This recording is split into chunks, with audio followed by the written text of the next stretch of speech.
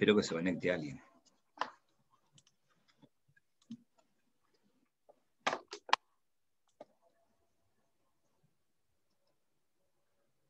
Ahí están llegando.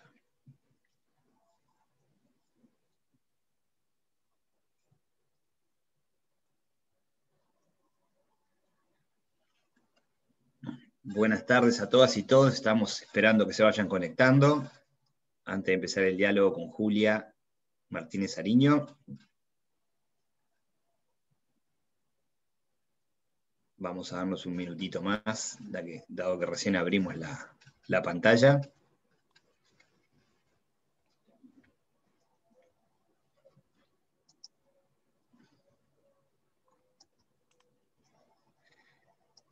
Bien.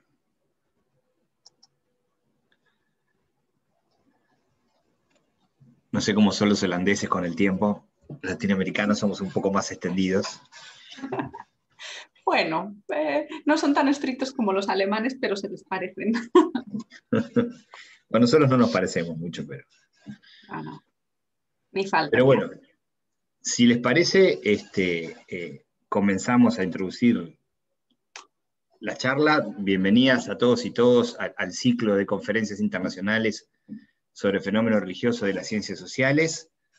Un ciclo que comenzamos cuando la pandemia nos hizo dar cuenta que este iba a ser un año largo y que no íbamos a tener posibilidades de intercambios internacionales y que no alcanzaría solo con leernos, que comenzamos el 22 de mayo con Rodrigo Toñol, presidente de la ACCRM, que trabajó sobre espiritualidad, política de espiritualidad en la investigación. Después el 26 de junio con René de la Torre, de México, sobre altares en la cotidianeidad.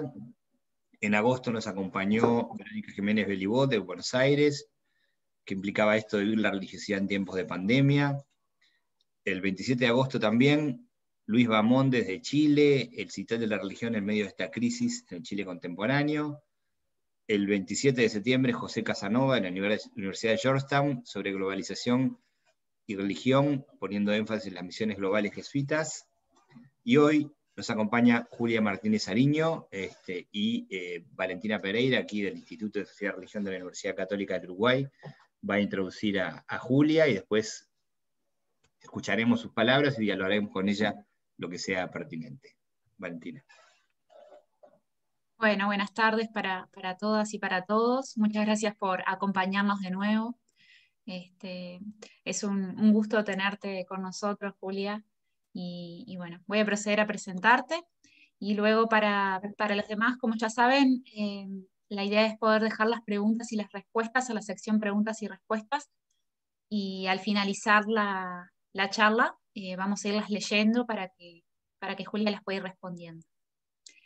La doctora Julia Martínez Ariño es profesora asistente de Sociología de la Religión a la Universidad de Groningen, en los Países Bajos, desde el año 2007, y miembro del Centro de Investigación Religion, Conflict and Globalization, de la misma universidad también.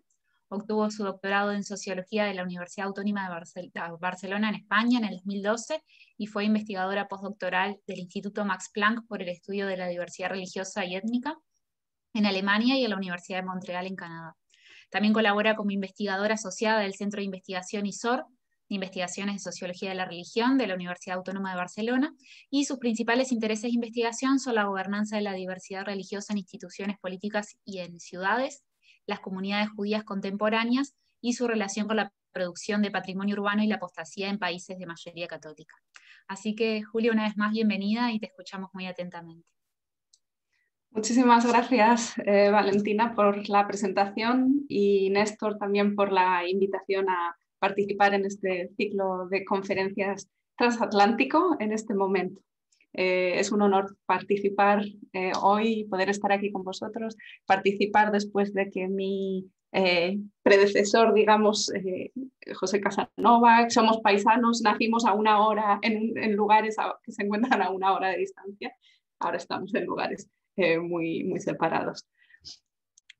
En la reunión del Comité Consultivo de la Laicidad de la ciudad francesa de Rennes del 25 de febrero de 2016, en la que yo pude participar, tuvo lugar un debate sobre la recién inaugurada sala de contemplación o sala de recogimiento en uno de los cementerios municipales de la ciudad. La sala, construida sin ningún símbolo explícitamente religioso en ella, fue diseñada para celebrar ceremonias no religiosas. Sin embargo, el gobierno municipal era consciente de que algunos grupos religiosos minoritarios habían solicitado utilizarla y pidió a este Comité Consultivo de la Laicidad que diera su opinión al respecto, si podían los grupos minoritarios utilizarla y si debían pagar una tarifa para evitar que el ayuntamiento pagase ceremonias religiosas.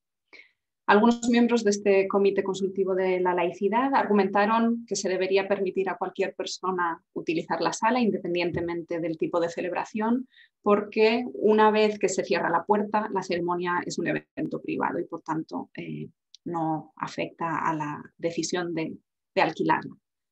Otros miembros de este Comité de la Laicidad, sin embargo, se opusieron, argumentando que la sala estaba diseñada para celebraciones seculares y que su uso religioso iría en contra de la finalidad principal de este espacio. Cuando los representantes de algunas minorías religiosas defendieron la importancia de poder utilizar esta sala del cementerio, un miembro de una asociación laicista preguntó: ¿por qué en lugar de usar esta sala no lleváis el cadáver a la sinagoga o a la mezquita como hacen los católicos en la iglesia y luego ya venís directamente al cementerio para enterrarlo? ¿Por qué no hacéis así? A lo que una sorprendida representante judía respondió: porque no llevamos los cadáveres a la sinagoga o a la mezquita. No es así como funcionan las cosas para nosotros. Y si llueve, es bueno tener una habitación en la que poder celebrar una ceremonia funeraria. La persona que había sugerido seguir el modelo católico se sorprendió de que no llevaran el cadáver a los templos y reconoció su falta de conocimiento en la materia y su incapacidad de trasladar, de traducir esta práctica religiosa minoritaria a algo que ella pudiera comprender. Esta viñeta, que simplemente muestra un ejemplo del tipo de experiencias que tuve en mi investigación sobre la gobernanza y la gestión de la diversidad religiosa, en este caso en Francia, no es más que un simple ejemplo de cómo la creciente diversidad religiosa que se encuentra presente en las sociedades europeas cada vez más y sobre todo en los últimos 30 años, en buena medida vinculados a procesos migratorios, generan nuevas demandas, nuevos reclamos de prácticas religiosas que son consideradas ajenas o desconocidas en la mayoría de ocasiones y que generan retos para los estados, digamos, que se encuentran ante demandas que ponen en cuestión sus sistemas tradicionales de relaciones entre Iglesia y Estado y que requieren acomodos nuevos a los que no están acostumbrados. Como sabemos, los diferentes países europeos responden de maneras muy diferentes a las diferentes demandas de las comunidades religiosas, sobre todo las minoritarias, y en la sociología de la religión se ha intentado explicar estas diferencias, sobre todo basándose en enfoques digamos que se centran en lo macro, es decir, en factores a nivel general de la sociedad que pudieran explicar estas respuestas distintas entre los diferentes estados.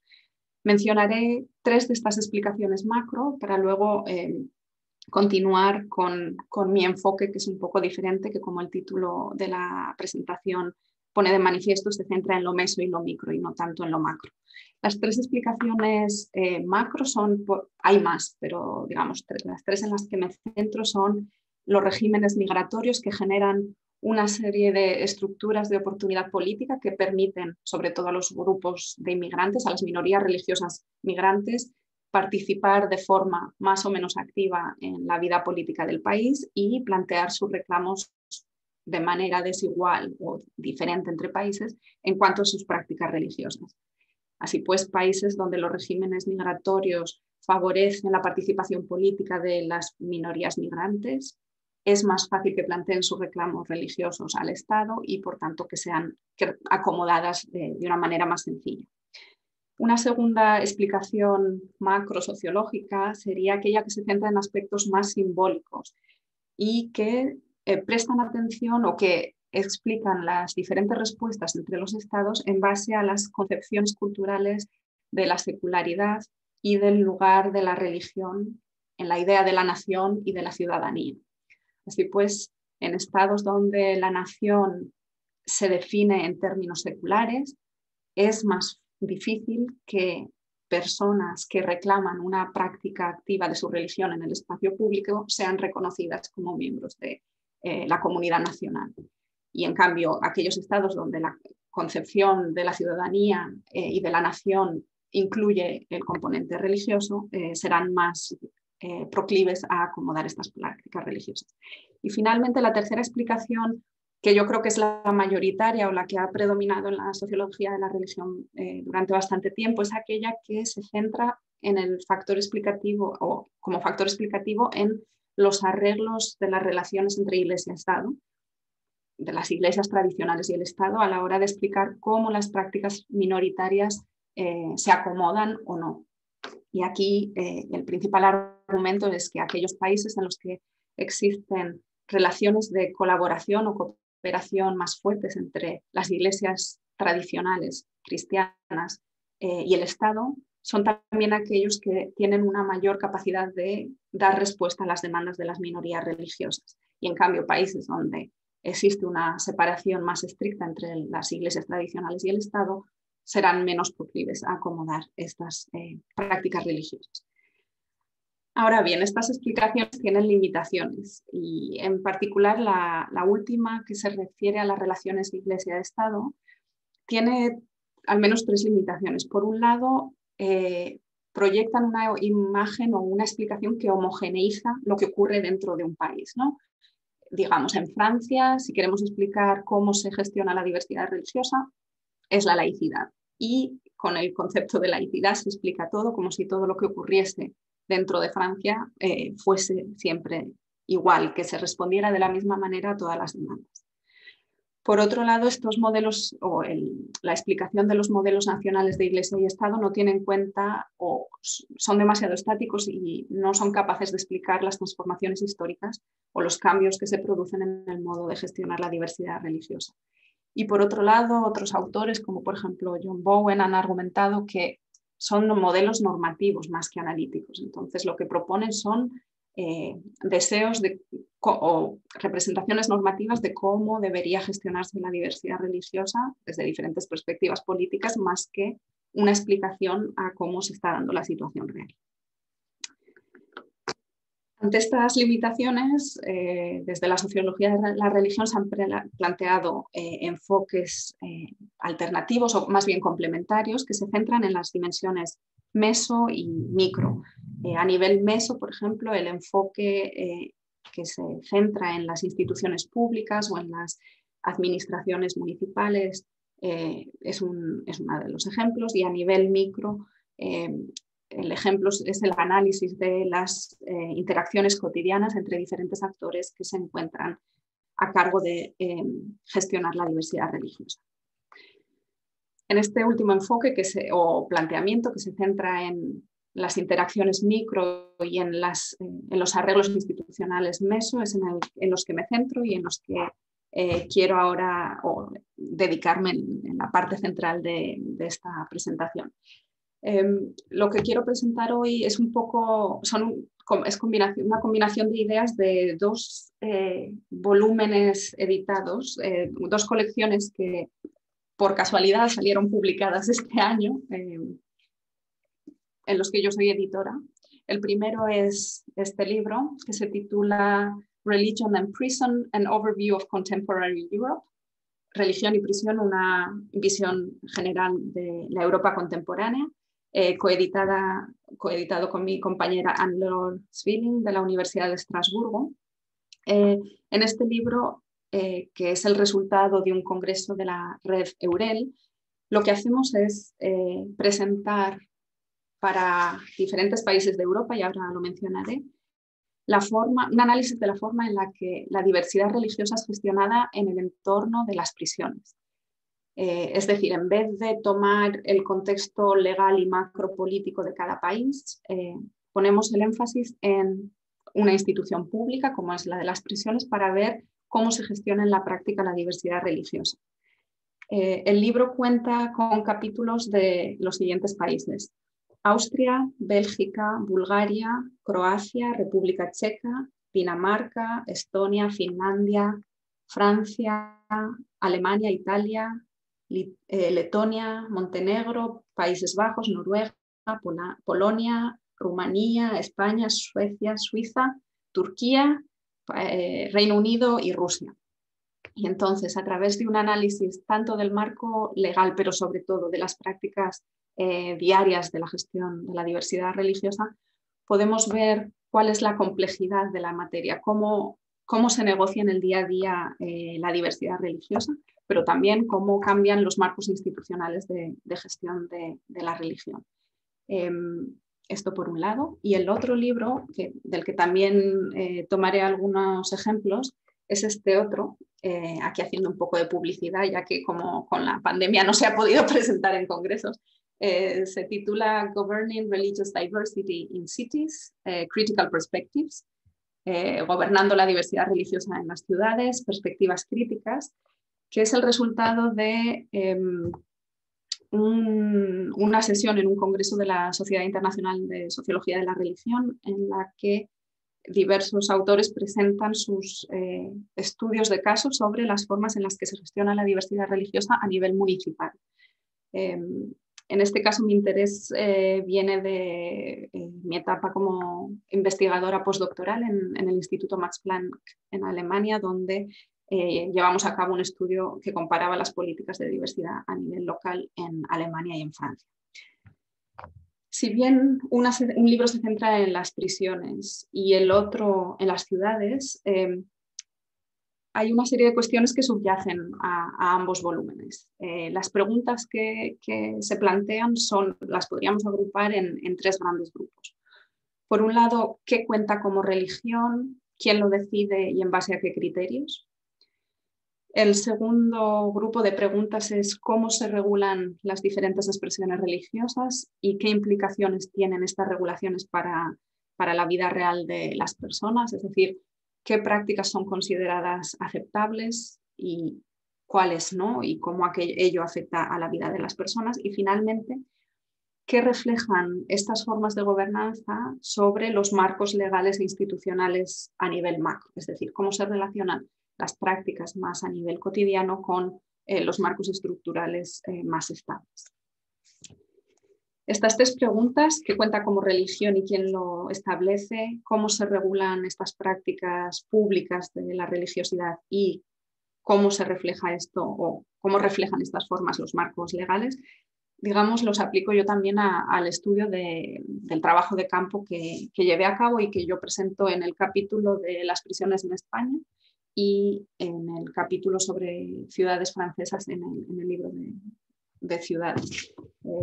He de decir que el capítulo sobre España se basa en un proyecto de investigación que llevamos a cabo en Barcelona, que estudiaba la gestión de la diversidad religiosa en hospitales y prisiones en España, dirigido por Joan Struck y Marc Griera. Querría ahora un poco desgranar dos ejemplos, uno de cada libro, para mostrar un poco cómo estas preguntas más teóricas se relacionan con el material empírico. El primer ejemplo es el de la sala de recogimiento o de contemplación del que he hablado antes. Este comité consultativo de la laicidad en Rennes estaba formado por políticos de los diferentes partidos representados en el ayuntamiento de la ciudad, líderes religiosos, miembros de asociaciones de la sociedad civil, ONGs, asociaciones secularistas y expertos. Y entonces su principal tarea era, digamos, desarrollar la política de laicidad a nivel municipal. El caso de la sala de recogimiento lo presento porque creo que es, que deja ver muy claramente cómo una cuestión que en principio parece bastante pequeña, ¿no? El uso de una sala, de un espacio público, genera discusiones normativas, no solo prácticas, sino normativas sobre qué debería ser permitido y qué no, qué cuenta como religión y qué no, y creo que es un ejemplo muy claro.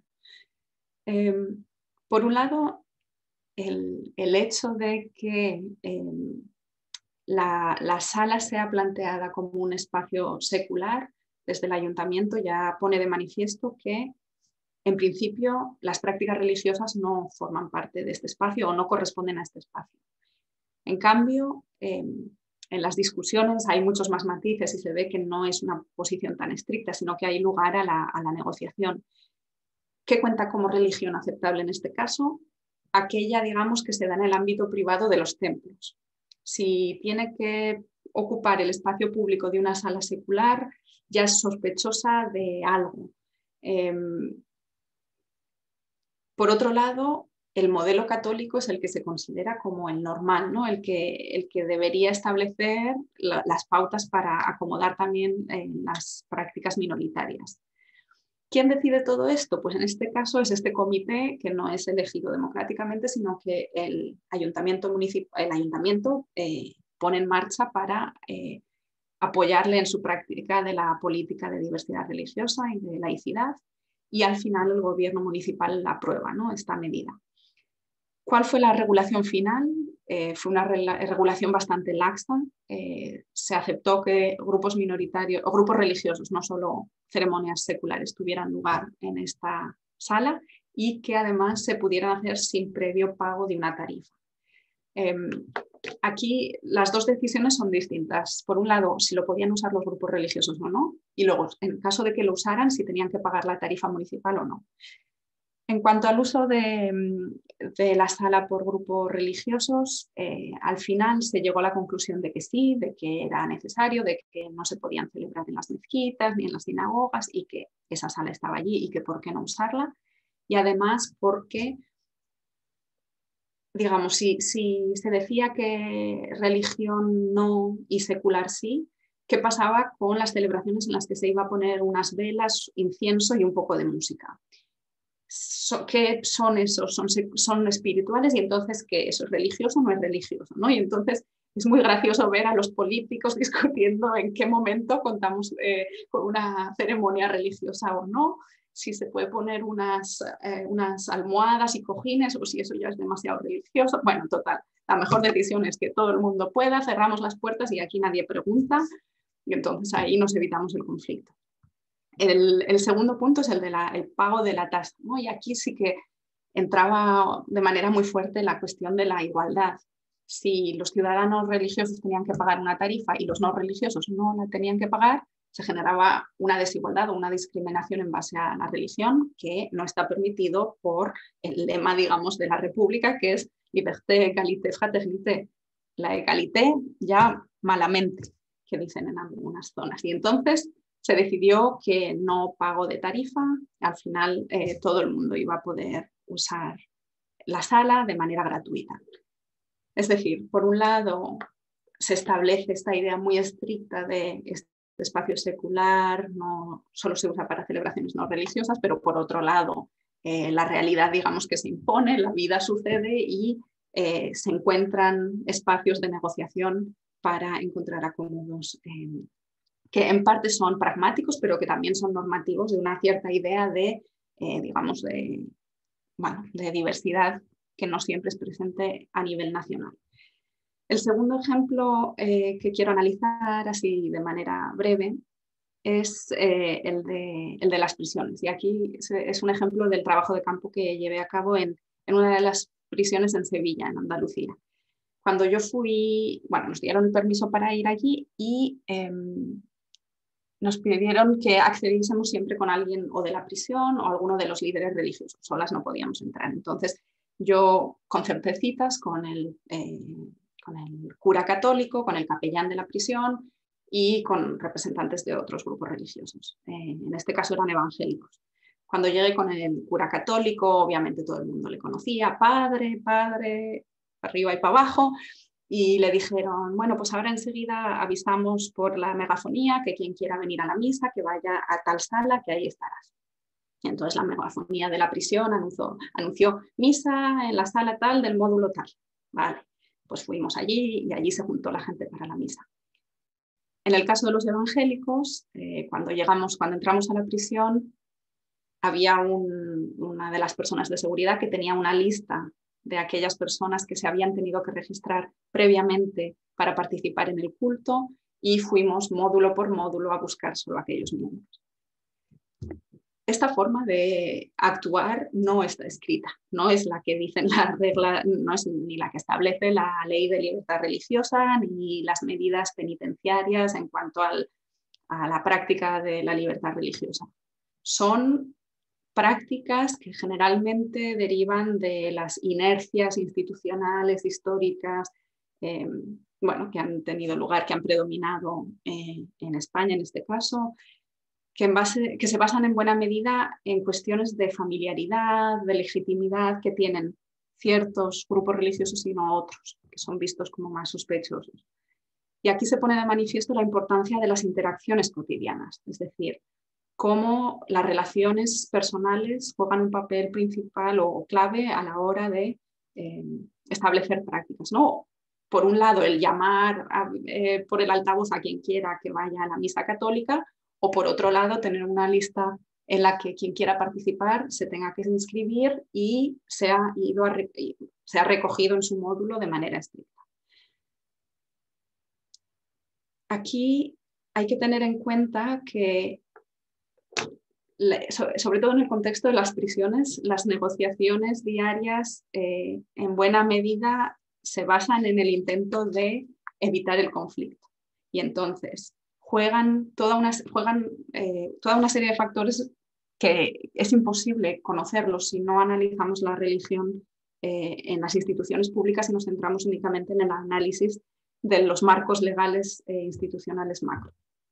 En el caso de prisiones, en otros países hay ejemplos muy interesantes de cómo la religión se hace presente de formas muy inesperadas. Por ejemplo, en el caso de Suecia hacen un retiro de silencio de un mes. Entonces, una serie de presos participan se llama como el monasterio dentro de la prisión y hacen los ejercicios de San Ignacio de Loyola y es un retiro en silencio para unos presos, ¿no?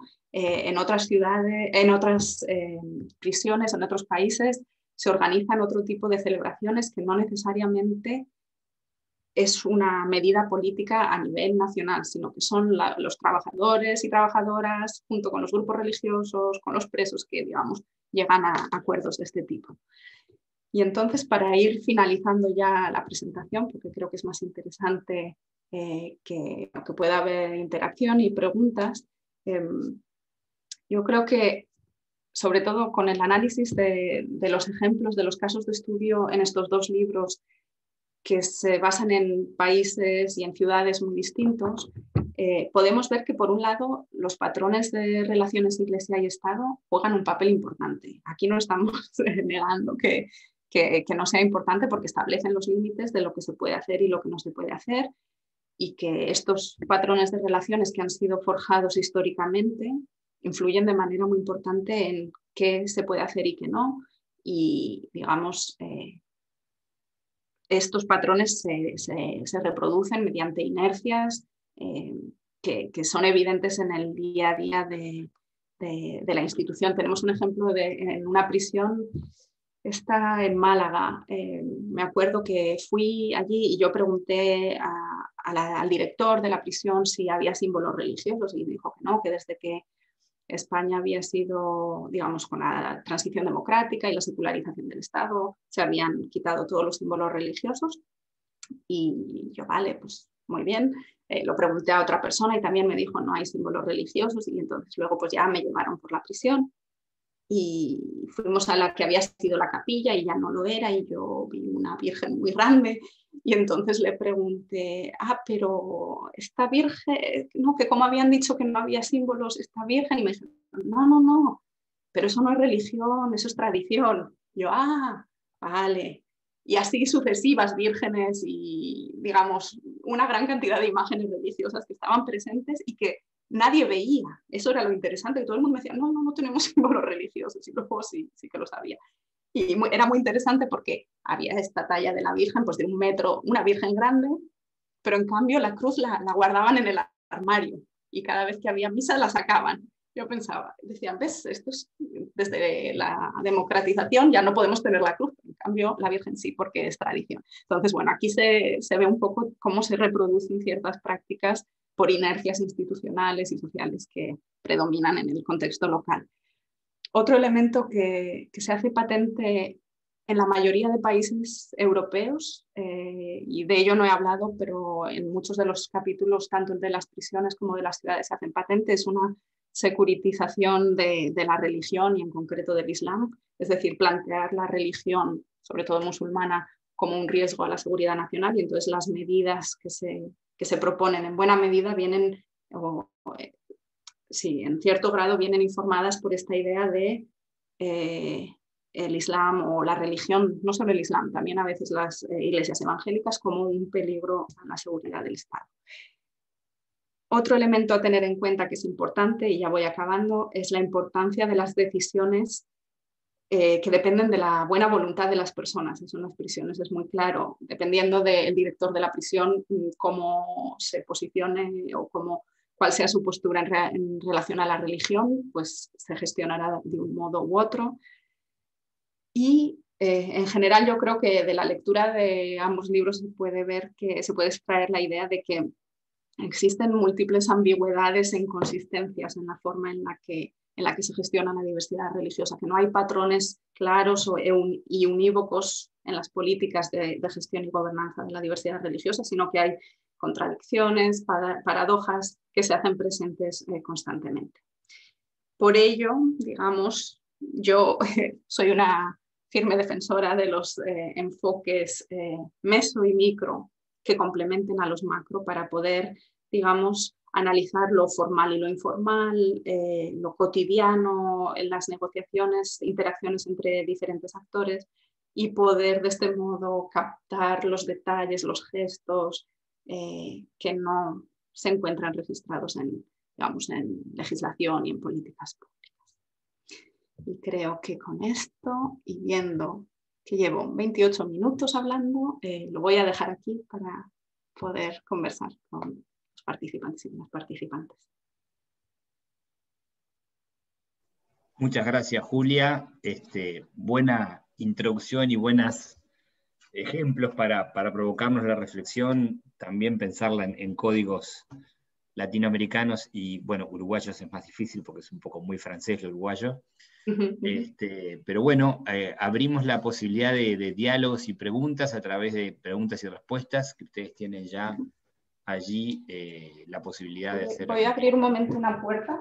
Sí, tranquila. Así que pueden ir poniendo por ahí las preguntas que les parezcan pertinentes o asuntos para explayarse de la charla de Julia.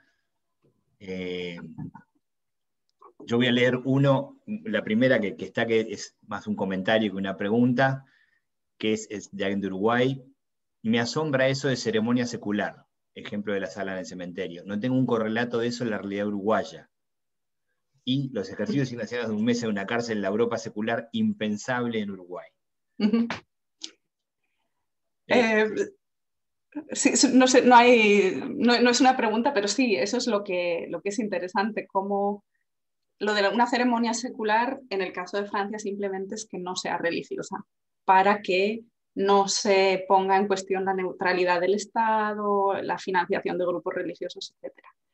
Y sí, los ejercicios ignacianos en una cárcel sueca llama la atención. Sí. ¿Una cárcel sueca es? Esa es una cárcel sueca, sí, sí.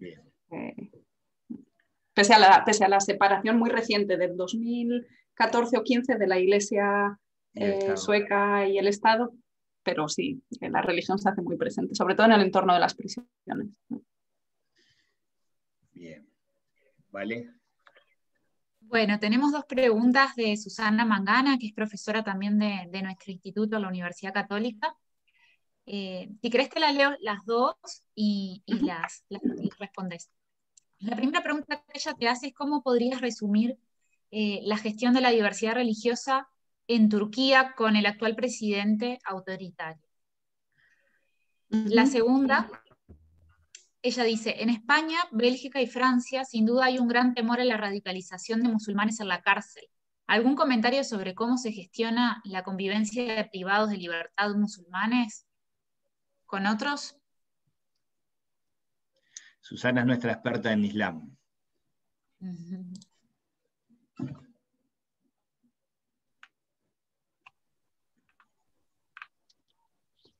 Si querés, podés, Julia, empezar Ahí se cortó. ¿Se cortó? Hola. Sí, se cortó un poco la conexión, pero sí, empiezo con estas dos. Bien. Bien. ¿Me oís bien ahora? Sí, perfecto. Sobre Turquía, la verdad es que no puedo decir mucho porque yo no hice esta investigación. Es un libro editado en el que diversos autores y autoras escribieron capítulos para los diferentes países y de hecho para el caso de Turquía son un autor y una autora digamos, que tienen mucha experiencia en el estudio de la religión en Turquía. Uno de los elementos que señalan es la importancia del rol que juega la Diyanet, que es como la institución del Estado en la gestión de los asuntos religiosos en Turquía, que también es la que gestiona las mezquitas turcas, digamos, en distintos países europeos y que, digamos, también está presente en el ámbito de las prisiones. Es decir, que desde el Estado hay una gestión muy clara de la religión por parte de esta institución pública. Y también, como en el caso de otros países, una gran diferencia entre, por un lado, las regulaciones legales y, por otro lado, la práctica en la realidad cotidiana.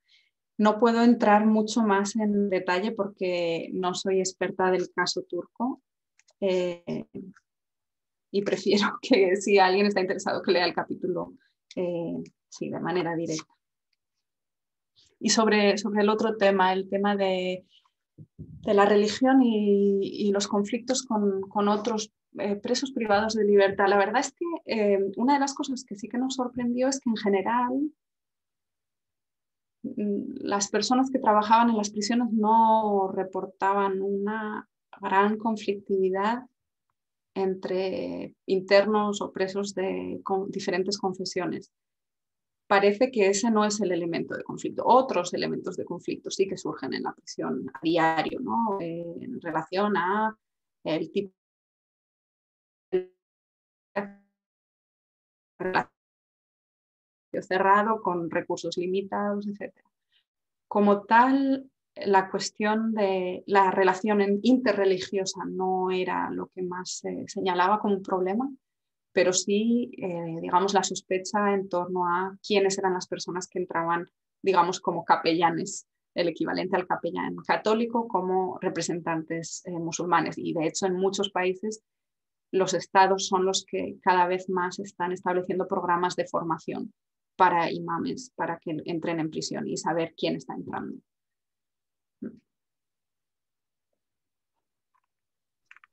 Te leemos otra consulta mientras. Bueno, una breve, si el libro incluye algún capítulo de gestión de cárceles en Hungría y o Polonia. Sí, tenemos de Polonia sí, Hungría no. Bien. De Hungría no encontramos investigadores o investigadoras que hicieran investigación en el tema, pero de Polonia sí. Bien, te leemos el comentario de Nicolás Paloto, a quien saludamos también de paso. Creo que uno de los mayores desafíos de estas lecturas son las posibles articulaciones jurídicas y político-institucionales. En concreto, ¿cómo poder plantear una política estatal de libertad religiosa que contemple estas complejidades de la definición y la práctica de lo religioso, más allá de los temas clásicos de la laicidad y las concesiones monopólicas? O sea, ¿cómo hacer una política de laicidad desde la idea de religión vivida? Bueno, yo creo que sí, es una pregunta muy buena y yo creo que el punto de partida es obviamente el interés, ¿no? de los estados en gestionar esto de una manera que se respeten los derechos de las diferentes personas en condiciones de igualdad. Yo creo que un punto de partida básico es la investigación de estos temas para conocer cuál es la situación real en estos contextos, porque las mismas personas que trabajan, por ejemplo, en el caso de las prisiones, pero también a nivel municipal, muchas veces no saben lo que está pasando o lo qué es lo que se hace, ¿no? Como el ejemplo este de por qué no llevan los muertos a la mezquita y a la sinagoga, demuestra la falta de conocimiento sobre las prácticas. Entonces, los estados tienen que saber de religión. Hombre, pues yo creo que tienen que saber algo de cuáles son las prácticas y las demandas a nivel de la religión vivida de los ciudadanos y ciudadanas para que las políticas sean, digamos, ajustadas al contexto social real. Las decisiones en torno a qué tanto se acomoda o no, obviamente son decisiones políticas. Entonces, estas son decisiones que se tienen que tomar pues, en los parlamentos, con las leyes de libertad religiosa, con las diferentes leyes pues, de penitenciarias, de sanidad para los hospitales, pero si no hay un conocimiento de la realidad social, es muy difícil que las políticas sean efectivas, independientemente de, digamos, del planteamiento normativo que las guíe. Entonces yo creo que el análisis, digamos, es un elemento clave para ello. Bien, y ahora te leemos otra del doctor Marcos Carbonelli desde Buenos Aires, a quien también aprovechamos para saludar. Él te agradece por tu exposición, que fue muy interesante, comenta, y te pregunta cómo contemplas la posibilidad de que querellas, disputas, situaciones a nivel micro tengan incidencia en la discusión más macro sobre las relaciones entre Iglesia y Estado. En otras palabras, una suerte de escalera donde lo micro afecta a lo macro. En Argentina, el caso de un creyente testigo de Jehová que se negó a una transfusión de sangre llegó a la Suprema Corte y activó cierto debate allí. También el reciente debate sobre la despenalización del aborto, que tuvo media sanción pero no llegó a ser ley, pero sí tuvo mucha movilización mediática y callejera, tuvo una suerte de coletazo y llevó al debate sobre el financiamiento estatal a la Iglesia Católica. La propia Iglesia Católica armó su propio plan de salida de este modelo de financiamiento.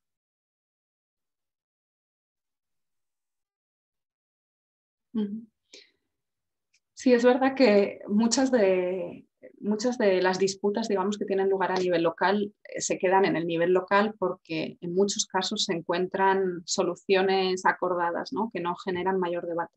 Pero existen casos en los que no. Y el ejemplo de Francia en este sentido es paradigmático porque, digamos, tenemos muchos ejemplos de muchas disputas en torno a la religión. En el caso de las políticas municipales, ha habido varios ejemplos que han saltado a la, digamos, a la escena política nacional e internacional. Una de ellas es la prohibición del burkini o del bañador que cubre cabeza y cuerpo completo en 2016 en 20 o 30 ciudades costeras del sur de Francia. Generó muchísimo debate a nivel nacional. De hecho, el Consejo de Estado, que es la principal, el tribunal administrativo principal en Francia, rechazó, hizo derogar los artículos que se referían a los burkinis en estas ciudades, entonces ya no está permitido prohibirlos. A través de esta movilización legal, digamos, los casos locales llegaron al nivel nacional, pero también a través de la mediatización, ¿no? La participación de los medios de comunicación en la generación de debate fue clara y esta discusión de los burkinis saltó a la mayoría de países europeos, ¿no? Y de repente los países empezaron a pensar, ¿cómo lo tenemos nosotros esto? ¿Se permite el burkini o no? ¿A cuánta gente lo lleva? Bueno, ¿cuántas mujeres lo llevan? ¿Cuántas no? Ese es un ejemplo. Otro ejemplo que también está muy relacionado es el uso de estos bañadores en las municipales, en las piscinas municipales, que también generan debate, pero otros aspectos relacionados con la religión que saltan a la discusión nacional son, por ejemplo, en una ciudad muy pequeña de la Bretaña francesa, que es un espacio bastante católico, había una cruz y estaba Juan Pablo II, una estatua de Juan Pablo II en la plaza municipal y una asociación atea lo denunció, ¿no? Y entonces pues, también fue al Consejo de Estado, este tribunal administrativo, que dijo que se tenía que retirar del espacio público y entonces hubo una movilización a nivel internacional en Polonia para rescatar este símbolo, porque claro, era el Papa Juan Pablo II, hubo una movilización en Twitter con diversos hashtags que era yo muestro mi cruz, es decir, que existen los canales legales como pues, ir a los tribunales y digamos, denunciar ciertas medidas, pero también canales menos institucionalizados como digamos, la movilización en las redes sociales. Podría ser otro ejemplo. Gracias, Julia. Dos preguntas más. Una, dice Eira García, si se regulan jurídicamente las prácticas de PDA popular en Europa. Y después Susana vuelve a preguntarnos si está saldado el debate, por ejemplo, para las piscinas en España. O sea, ¿puede una mujer con velo o hijab bañarse en una piscina en Europa? Perdón. En relación a las prácticas de piedad popular, no sé. A ver, las prácticas, así como, digamos, podríamos decir, como de religiosidad en España, en el caso de, yo conozco el caso de, son las prácticas vinculadas al catolicismo, ¿no? El catolicismo. La verdad es que no hay una regulación específica, pero entran dentro, digamos, de las prácticas católicas. Es verdad que hay algunas que, digamos, quedan un poco fuera del marco legal. En el caso de las prisiones, en España en Semana Santa dan indultos a presos. Estamos Presos en penitencia, digamos, las prisiones plantean una lista de presos que se han comportado bien y que, digamos, podrían ser puestos en libertad y el gobierno los indulta porque es Semana Santa. Y los directores de las prisiones van a las procesiones de Semana Santa con el preso que ha sido liberado. Normalmente son presos hombres, porque hay muchos más presos hombres que mujeres. Esto no está regulado. Es una la tradición. Parece que estamos No sé perdiendo si la el conexión, sonido... Julia. Hola, Julia. Se nos cortó un poco la conexión. ¿Estás ahí? ¿Se corta el sonido? Sí. Sí. Sí, se corta. Ahora, sí, ahora está mejor. Malos augurios. Ahora está mejor. No habéis oído la respuesta, ¿no? Entonces, sobre... El final no. Bueno, lo que decía es eso, que por ejemplo se dan indultos en la Semana Santa a presos, digamos, que muestran un comportamiento adecuado y los directores de las prisiones participan en las procesiones de Semana Santa en las que se libera al preso. Eso no está regulado explícitamente, pero se hace. Y la segunda... ¿cuál era la segunda pregunta ahora? El tema de si está regulado el debate por... ¿se permite a una mujer con velo o hijab bañarse en la piscina en España, en la pileta pública? En España, la verdad es que yo creo que no está explícitamente regulado porque no ha habido muchos casos. No está prohibido. Hubo intentos de prohibición del burka en la calle, eso sí, hace unos años en Cataluña, pero fueron denegados porque, digamos, porque afectan a derechos fundamentales que no pueden ser limitados a nivel local. Entonces creo que en este momento no hay prohibición en las piscinas municipales tampoco, en España al menos. Valentina. Bueno, tenemos dos preguntas más, si te parece bien, te las voy a leer las dos. Tenemos otra de Susana. Ella dice, en Cataluña sé que las cárceles tienen sus propias leyes para la gestión de penitenciarías, distinta al territorio español. ¿Has podido observar si son distintas las formas de gestionar la diversidad religiosa en las distintas comunidades españolas? Luego Marcos también pregunta de nuevo, dice, en los debates como los que estás abordando, Burkini y demás, ¿es escuchada la voz de los científicos sociales? ¿Las clases políticas son receptivas a las opiniones de los especialistas? Vale. Gracias por las preguntas, que no lo he dicho antes. Me pongo a contestar sin agradecer todas estas preguntas y la participación de toda la gente. En relación a Cataluña, es verdad que Cataluña es la única comunidad autónoma de España que tiene la gestión del sistema penitenciario transferido, tiene las competencias. A nivel legislativo no, a nivel legislativo es el mismo marco nacional, pero la gestión sí que es autonómica y sí que se ven diferencias. En el caso de Cataluña ha habido una mayor incidencia en reconocer la diversidad religiosa y de este modo también establecer una cierta distancia con el modelo más católico español, que se hace presente en, por ejemplo, la celebración del Ramadán en las prisiones. En Cataluña está mucho más institucionalizado porque empezaron antes a gestionarlo. También han establecido contactos con un grupo de diálogo interreligioso que participa de manera activa en las prisiones. Y otra medida muy concreta que yo creo que cada vez se encuentra más en prisiones del resto de España, pero que fue bastante pionera a nivel nacional de Cataluña, que es la creación de espacios de silencio. En vez de crear nuevas capillas en las prisiones, se crearon los llamados espacios de silencio, que son en principio espacios más neutros a nivel religioso, sin símbolos, que pueden ser empleados por diversos grupos religiosos que llevan sus símbolos, los ponen y los quitan. Y esa medida no está tan presente en las prisiones que visitamos en España. También es verdad que estuvimos en Andalucía, que digamos, son dos regiones muy distintas. Andalucía es muy católica y Cataluña es el espacio más secular, digamos, es la comunidad autónoma más secularizada de España. Entonces, eso también influye. El nivel de práctica popular influye también en la medida en la que el Estado o la administración penitenciaria gestiona estos temas. Y luego, si a los científicos sociales los escuchan, yo creo que en parte sí. Yo creo que sí, en parte sobre todo porque se dan cuenta del desconocimiento que tienen.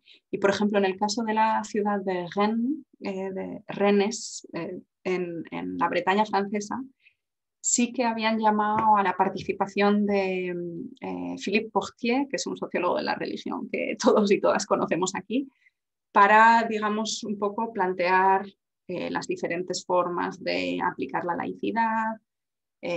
También participó una investigadora que había trabajado temas de acomodos en Canadá y en Francia. Entonces, yo creo que sí que hay un cierto interés en conocer más. Luego, cómo eso se traduce en las prácticas de las políticas públicas, eso ya es otro tema, ¿no? Pero yo creo que sobre todo porque se encuentran que les faltan herramientas para poder entender la complejidad que además es creciente, ¿no? Y que no saben muy bien, que llaman evangelistas a los evangélicos, que los testigos de Jehová sí son también evangélicos o no, que el sí que es musulmán o no. O sea, estoy exagerando un poco, pero no tanto, porque las confusiones son muchas. Entonces, yo creo que, o sea, que ven el interés, digamos. Luego, cuánto hagan con ello ya es otro tema.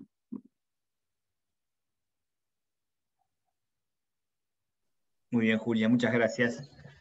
Si no tenemos más preguntas, reflexiones, dudas. A ver. Bien.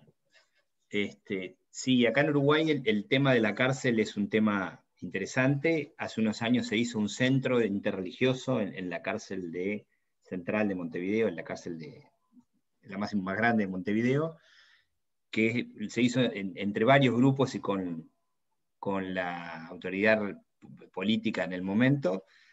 Hasta el momento nadie había tomado conciencia que el derecho a la libertad religiosa no se perdía por estar preso. Incluso hubo un protocolo, pero como tú decías, sucede que los protocolos y las normas ceden el lugar a la sensibilidad o posición que tenga el jerarca de turno. Así que bueno, sabemos que hay visitas a las cárceles, visitas religiosas, están bastante estructuradas, pero bueno, en un país como este, que es muy secular, hace relativamente poco que se empezó a plantear este tema y se logró ese protocolo, pero después como que perdió visibilidad, ¿no? Y cada crisis que hay en un centro penitenciario implica una marcha atrás de muchos de esos derechos. Es interesante porque en muchos casos a nivel europeo la religión se ve como una forma de solucionar también los conflictos internos en las prisiones. Claro. Es decir, en parte, no solo, pero en parte también es instrumentalizada por la institución porque muchos de los internos confían mucho más en el capellán que en el guarda de seguridad. Y entonces el capellán o el pastor evangélico tiene mucha influencia o puede tener influencia en el comportamiento de los internos. Entonces, el hecho de que también en las prisiones se acomode, digamos, de una forma relativamente generosa, voy a ponerlo entre comillas, yo creo que en parte tiene que ver con esta función que juega en este tipo de instituciones en concreto, que no es la misma que se encuentra, por ejemplo, en hospitales, que es muy distinto, claro, mucho más restrictivo. Sí, muchos actores confían en lo religioso. Acá en Uruguay es muy curioso. Cualquier cosa que los haga bajar la tensión y conflictividad interna, ya sea yoga, religión o lo que sea, todo, dicen los jerarcas de turno, bienvenido, ¿no? Es un poco la mirada más general sobre el asunto. Bueno. ¿Alguna otra pregunta de los participantes, los asistentes a la charla? Compañeras y compañeros de varios lugares del mundo que veo en la lista de participantes. Julia nos pregunta dónde se pueden conseguir esos libros, que ya veo que además son caros para nuestros bolsillos del sur. Pues además es que he preguntado, para este de prisiones, pregunté porque me pidieron de México a ver si iba a haber como precios un poco más ajustados a otras economías y no me han contestado todavía. Los dos están en las páginas web, o sea, se pueden comprar a través de las páginas web. Este de Religion and Prison es de Springer y el de Governing Religious Diversity in Cities es de Routledge. Lo que tiene de bueno es que se publicó primero como una special issue, como un número especial de la revista Religion, State and Society. Y entonces, si las universidades tienen acceso a la suscripción a esta revista, obviamente, es todo pagando, este es el problema de estas editoriales, los capítulos están allí. Es verdad que de este libro hay varios que son open access, o sea, que tienen acceso libre y no pagando. Entonces, no hace falta comprar el libro. Además, es que una de las preguntas que me hacían es, ¿tú cuánto te llevas de este libro? Y yo les digo que igual 3 céntimos por cada libro, si llega a algo eso. así, Entonces, algo así. De las ciudades, en la revista Religion, State and Society, hay varios que sí que están de acceso abierto. Perfecto. Bueno, tengo saludos y agradecimiento de algunos participantes. Estamos llegando ya a la hora. Valentina, si te parece. Sí, podemos ir cerrando. Te volvemos a agradecer una vez más. Fue sumamente interesante tu exposición y creo que aporta mucho también para las discusiones que nos vamos a estar enfrentando también próximamente con todos también los procesos migratorios y los cambios que hemos tenido en América Latina. Y bueno, también gracias a todos los participantes por acompañarnos siempre. Y nos vamos a ver en el próximo ciclo, Néstor, que es el mes que viene, con Gustavo Morelo. No sé si tenés por ahí la fecha.